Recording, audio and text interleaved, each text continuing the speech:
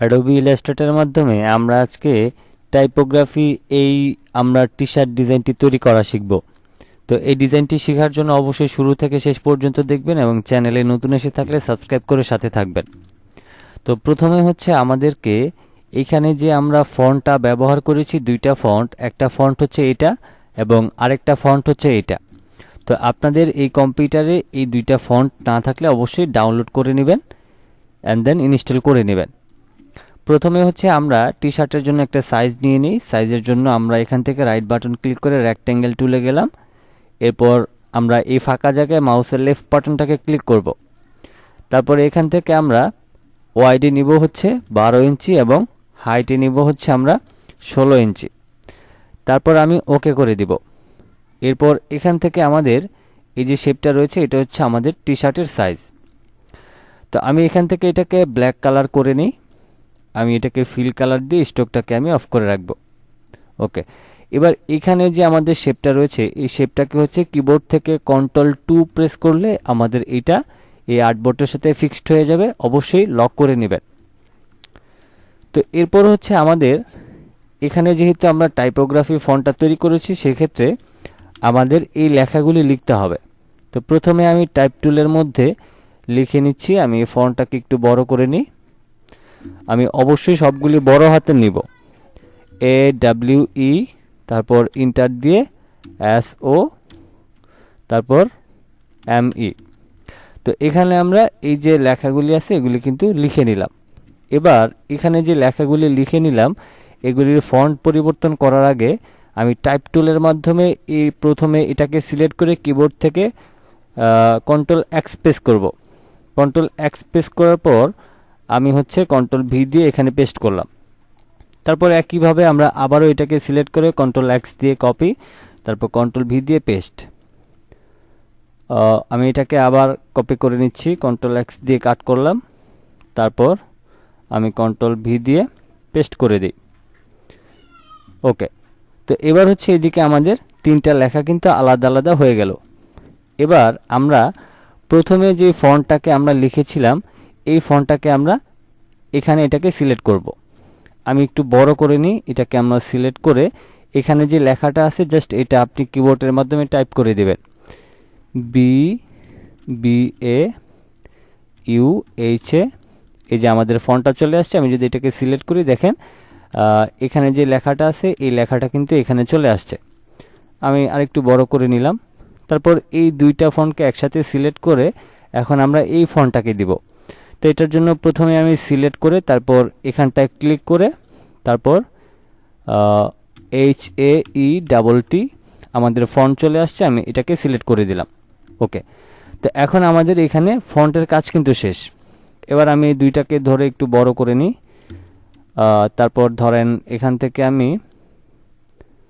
এটাকে কিছু অংশ ছিল সেটাকে কেটে দিলাম। ওকে, তো এখন আমাদের এই যে লেখাগুলি আমরা এই লেখাগুলিকে প্রপার ওয়েতে বসায় নিব। প্রথমে হচ্ছে আমরা এই যে এখানে যে কালো যে আর্টবোর্ডটা রয়েছে এই কালো আর্টবোর্ডটাকে আমি Ctrl+Alt+2 দিয়ে আনলক করব। আনলক করার পর এটাকে সিলেক্ট করে আমি রোলার থেকে একদম মাঝখানে একটা রোলার নিয়ে নিলাম। তারপর আমি চাইলে এখান থেকেও একটা রোলার নিয়ে নিতে পারি। আমি এভাবে নিয়ে নিলাম।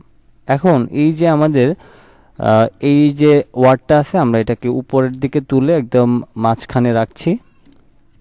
ওকে, আমি এটাকে একটু উপরের দিকে তুলে দিলাম। এবার এখানে আমাদের এই যে লেটার দুইটা রয়েছে এগুলিকে আমি সিলেক্ট করে এখান থেকে আরও কিছু গাইড নিয়ে নিব। যেমন প্রথমে আমি এখানে একটা গাইড নিয়ে নিলাম, তারপর এটাকে সিলেক্ট করে আমি এখান থেকে একটা গাইড নিয়ে নিলাম।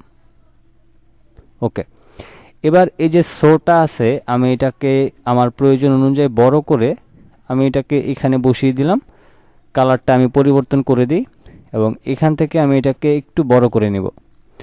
তারপর এই যে মিটা আছে মিটাকে আমি একটু বড় করে নিই। তারপর এখানে মেবি একটা অংশ আছে আমি এটাকে ডিলিট করে দিই। এখান থেকে আমি এভাবে সিলেক্ট করে ডিলিট করে দিলাম। ওকে, এবার আমি এটাকেও হোয়াইট কালার করে রাখছি। হোয়াইট কালার করে রাখার পর আমি এটাকে এখানটায় বসিয়ে দিয়ে তারপর শিফটটাকে ধরে আমি এইরকম একটা শেপ তৈরি করে নিলাম। এখন এখানে হচ্ছে আমাদের এটাকে একটু উপরের দিকে তুলতে হবে, যেহেতু আমরা বেশি ফাঁকা রাখবো না, একদম কাছাকাছি নিয়ে যাব।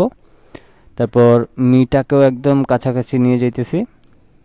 ওকে, এখন আমাদের এই যে ফন্টগুলি যে বসানোর দরকার ছিল সেগুলি বসানো শেষ। এবার আমরা এই যে গাইডগুলি আছে এই গাইডগুলিকে ডিলিট করে দিব।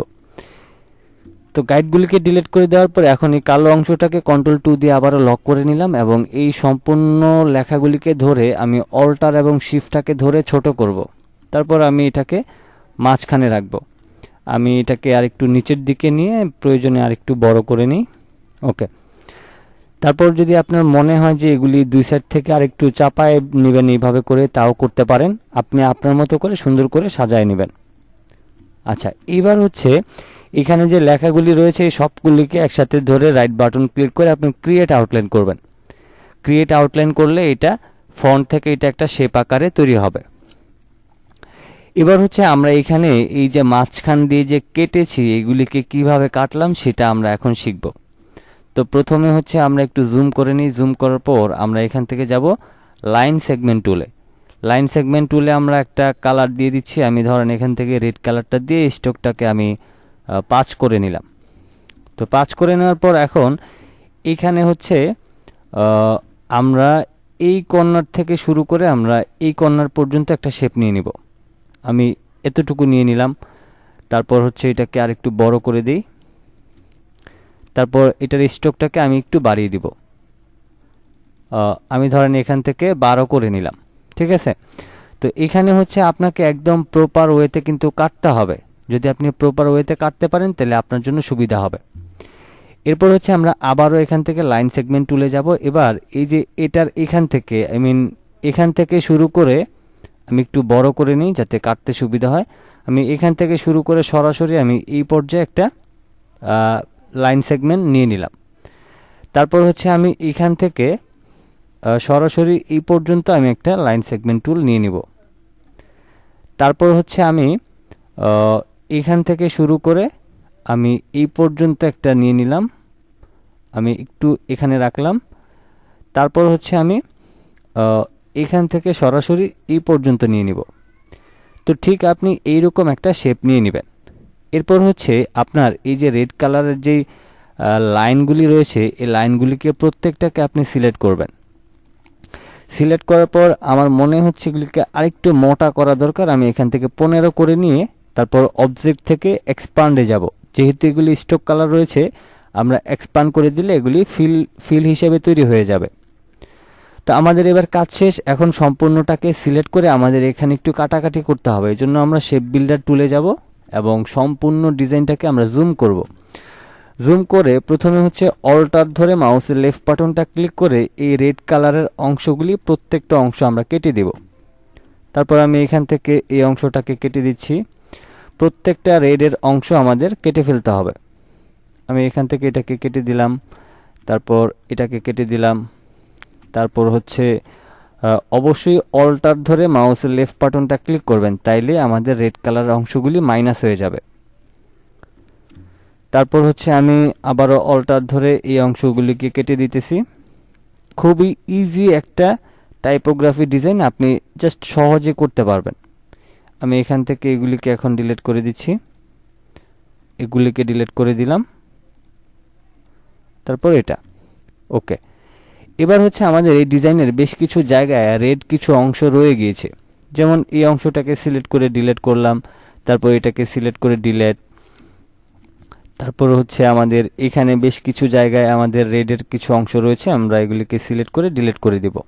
ওকে, তো এখন আমাদের কাটাকাটির কাজও কিন্তু শেষ। এখন জাস্ট আমাদেরকে কালার দিতে হবে। তো কালারের জন্য এখানে দেখেন আমি বেশ কিছু কালার রেখেছি। আপনারা এই কালারগুলি অ্যাপ্লাই করতে পারেন অথবা আপনি আপনার মতো করে কালার সেট করতে পারেন। তো প্রথমে হচ্ছে আমি এখানটায় হচ্ছে একটু জুম করে নিই। প্রথমে এই অংশটা তার আগে হচ্ছে আমাদের এখান থেকে আমরা যেহেতু এগুলি শেপ বিল্ডারের মাধ্যমে কেটেছি, এগুলি সবগুলি কিন্তু গ্রুপ অবস্থায় আছে। আপনি রাইট বাটন ক্লিক করে আনগ্রুপ করে নিলে প্রত্যেকটা আলাদা আলাদা ধরতে পারবেন। এবার আমি এটাকে আনগ্রুপ করে নিই। আমি এটাকে এবং এটাকে সিলেক্ট করে নিই। আমি এখান থেকে সব কয়টাকে সিলেক্ট করে এখান থেকে রিলিজ কম্পাউন্ড পাথ করে নিলাম। তারপরে এটাকে আমি সিলেক্ট করে এখান থেকে আমি আইড্রপার দিয়ে কালারটা দিয়ে দিলাম। তারপর হচ্ছে আমরা এই শেপটাকে সিলেক্ট করে নিই। এটাকে সিলেক্ট করার আগে আমাদের এটাকে হচ্ছে রাইট বাটন ক্লিক করে রিলিজ কম্পাউন্ড পাথ করতে হবে। যখন দেখবেন যে আনগ্রুপ করার পরও আপনার সব কয়টা সিলেক্ট হচ্ছে, তখন আপনি রিলিজ কম্পাউন্ড পাথ করবেন। তারপর এখান থেকে আমি আইড্রপারের মাধ্যমে এই কালারটা দিয়ে দিলাম। এখানে এই যে টাইপোগ্রাফি যে ডিজাইনটা রয়েছে, এটার সবচাইতে বেশি সৌন্দর্যটা হচ্ছে আপনার কালারে। তো আপনি যত সুন্দর করে কালার দিতে পারবেন তত কিন্তু বেশি সুন্দর হবে আপনার ডিজাইনটা। তা আমি এবার এখান থেকে রাইট বাটন ক্লিক করে রিলিজ কম্পাউন্ড পাথ করলাম। তারপর এটা আমার করা আছে। তারপর এগুলিকে সিলেক্ট করে প্রত্যেকটা ওয়ার্ডকে আপনি ধরে রিলিজ কম্পাউন্ড পাথ করে দিবেন। ওকে, এবার হচ্ছে আমি এই অংশটা সিলেক্ট করলাম, তারপর এই অংশটা, এটা, তারপরে এটা, এটা, তারপর আমি আইড্রপার টুলের মাধ্যমে এই কালারটা দিয়ে দিলাম। তারপর এই অংশটাকে সিলেক্ট করে এটাকে, এটা, এটা সিলেক্ট করে আমি এই কালারটা দিয়ে দিলাম। তারপর হচ্ছে এই অংশটা এবং এই অংশটা সিলেক্ট করে আমি পরবর্তী কালারটা দিয়ে দিলাম। তারপর এখান থেকে আমি এটাকে এবং এটাকে সিলেক্ট করে শেষের যে কালারটা আছে সেটা দিয়ে দিলাম। ওকে, তো এখন দেখেন এই যে আমাদের টাইপোগ্রাফি যে ডিজাইনটা, এটা কিন্তু খুবই সুন্দর লাগতেছে। ঠিক আছে, তো এখন এই যে কালারগুলি সেট করার কারণে কিন্তু আমাদের ডিজাইনটা অনেক বেশি সুন্দর লাগে। এবার এখানে হচ্ছে আমরা একটা স্ট্রোক ব্যবহার করেছি, দুইটা আমরা রেক্ট্যাঙ্গেল টুলের মাধ্যমে একটা লাইন নিয়ে নিব। আমি প্রথমে ধরেন এখানে একটা লাইন নিয়ে নিচ্ছি, তারপর এটাকে আমি স্ট্রোক কালার করে দিই। এখানে আমরা আমাদের প্রয়োজন অনুযায়ী স্ট্রোকটাকে একটু মোটা করে নিলাম। তারপর এখানে আমাদের ভিতরের যে লেখাগুলি রয়েছে সম্পূর্ণটাকে আগে আমি সিলেক্ট করে আমি গ্রুপ করে নিলাম। তারপর এখান থেকে এই সবকটাকে সিলেক্ট করে আমি অ্যালাইনে গিয়ে প্রথমে হরিজন্টাল অ্যালাইন সেন্টার, তারপর ভার্টিক্যাল অ্যালাইন সেন্টার করে নিলাম।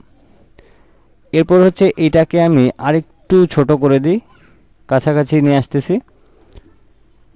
ওকে, তারপর এটাকে হচ্ছে কন্ট্রোল সি কন্ট্রোল এফ দিয়ে কপি করে আমি অল্টার এবং শিফট ধরে একটু বড় করে নিলাম। বড় করার পর এখন এই উপরের অংশটাকে আমি অল্টার ধরে আমি একটু ছোট করে নিলাম। তো ফাইনালি আমরা এখন সম্পূর্ণ ডিজাইনটা তৈরি করে ফেলেছি। এবার এটাকে আমরা একটু মিডল পয়েন্টে নিয়ে আসতেছি এবং প্রয়োজন অনুযায়ী আরেকটু ছোট করে তারপর আমি বসিয়ে দিব। ওকে, তো ফাইনালি আমাদের টাইপোগ্রাফি যে টি শার্ট ডিজাইনটি ছিল অসাম দিয়ে, সেটা কিন্তু সহজে তৈরি করে ফেললাম। তো আপনি যদি এই ধরনের সুন্দর সুন্দর কালার দিয়ে টাইপোগ্রাফি ডিজাইন তৈরি করতে চান, তাহলে কিন্তু আপনার ডিজাইনগুলি অনেক সুন্দর লাগবে এবং এই ধরনের ডিজাইনগুলি কিন্তু মার্কেট প্লেসে অনেক ভালো চলে। এবং সেই ক্ষেত্রে আপনাকে যেটা গুরুত্ব দিতে হবে, ফন্ট যাতে একটু মোটা মোটা ফন্ট হয় এবং কালার কম্বিনেশনটা যাতে খুবই চমৎকার হয়, এই বিষয়টা আপনাকে একটু খেয়াল করতে হবে। তো এই ছিল আমাদের আজকের ভিডিও। সবাই ভালো থাকবেন, সুস্থ থাকবেন। আল্লাহ হাফেজ।